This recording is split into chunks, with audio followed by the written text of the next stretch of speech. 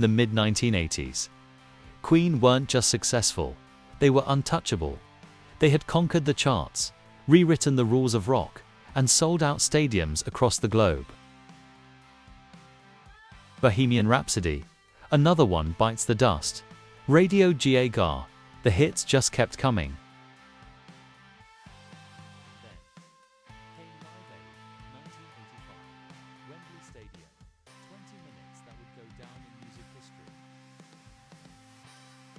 No lasers, no fireworks, no gimmicks, just for men, and 72,000 people in the palm of their hand.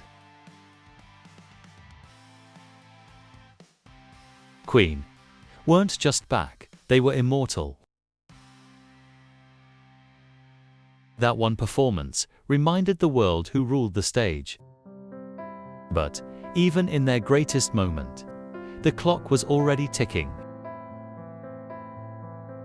November 24, 1991. Freddie Mercury passed away, just one day after the world learned he was living with AIDS. The news stunned fans. But to those closest to him, the decline had been coming for months. He chose to face it privately, quietly, on his own terms. In his final days, he stopped treatment, he said goodbye, and he let go. The world had lost one of the greatest voices in music history, but Queen had lost their brother.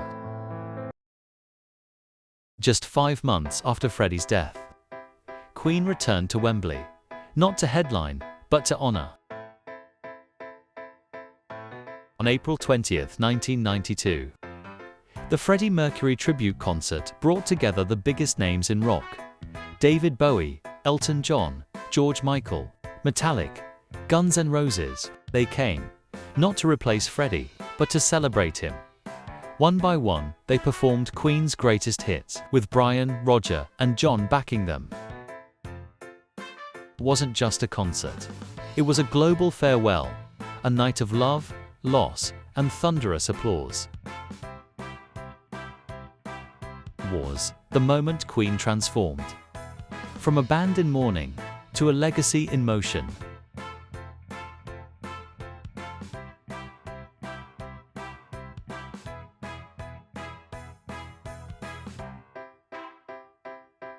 After the tribute concert, something shifted.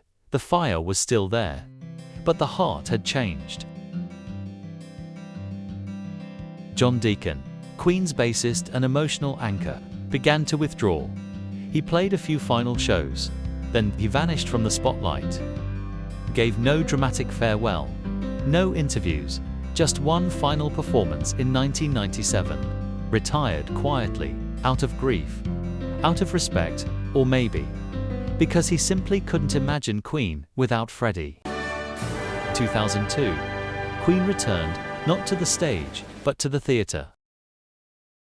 Will Rock You, a jukebox musical built around Queen's biggest hits, opened in London's West End. It wasn't a biography. It was a futuristic rebellion, a world where music was banned, and Queen's songs became weapons of resistance. Audiences loved it. It ran for 12 years and played to over 6 million people. Queen wasn't just surviving, they were evolving.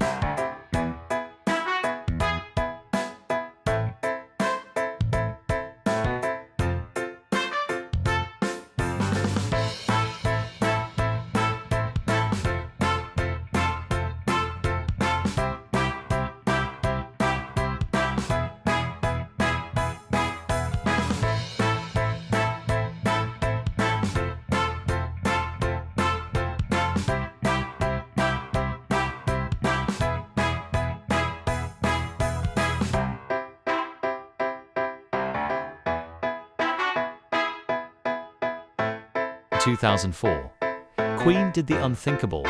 They returned to the stage with a new voice. Paul Rodgers, the bluesy frontman from Free and Bad Company, joined Brian May and Roger Taylor. Not as a replacement, but as a collaborator, they toured the world, played the classics, even released a new album. Some fans embraced it. Others weren't so sure. Rodgers was powerful, but he wasn't Freddie. Still, It was brave, a band refusing to become its own tribute act. Queen wasn't done experimenting. In 2009, the partnership ended, respectfully, quietly. But Queen had tasted the stage again, and they weren't going back into the shadows. In 2011, Queen found a spark they hadn't felt in decades. His name was Adam Lambert, a young American singer with a voice like thunder, and the confidence to match. Not an imitator, not a Freddie clone, just Adam. Brian and Roger saw something in him. Not just talent, but respect. He wasn't trying to be Freddie, he was trying to honor him. Queen. Plus Adam Lambert hit the road. The shows were electric, audiences massive, the reviews glowing. From Las Vegas to London, from Japan to the Jubilee. They became one of the biggest touring acts on earth. And for fans, it wasn't about replacing Freddie, it was about keeping Queen alive. With pride, with style, with heart.